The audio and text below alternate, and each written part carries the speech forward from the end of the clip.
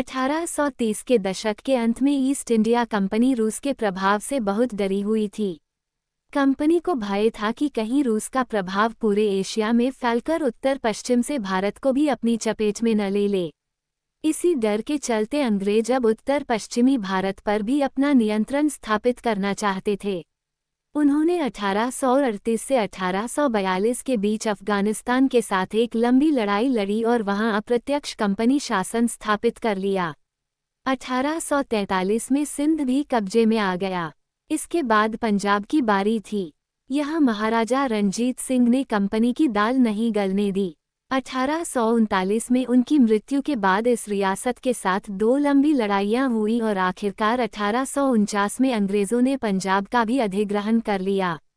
विलय नीति अधिग्रहण की आखिरी लहर 1848 से 1856 के बीच गवर्नर जनरल बने लॉर्ड डलहौजी के शासनकाल में चली।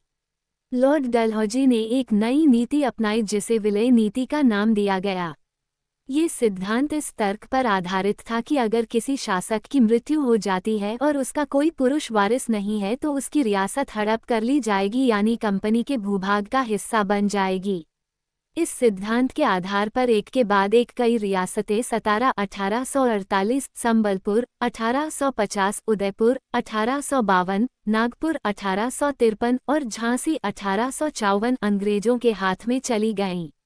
आखिरकार 1856 में कंपनी ने अवध को भी अपने नियंत्रण में ले लिया। इस बार अंग्रेजों ने एक नया तर्क दिया। उन्होंने कहा कि वे अवध की जनता को नवाब के कुशासन से आज़ाद कराने के लिए कर्तव्य से बंधे हुए हैं, इसलिए वे अवध पर कब्जा करने को मजबूर हैं। अपने प्रिय नवाब को जिस तरह से गद्दी से हटाया गया, उसे देखकर लोगों में गुस्सा भड़क उठा और अवध के लोग भी 1857 के महान विद्रोह में शामिल हो गए।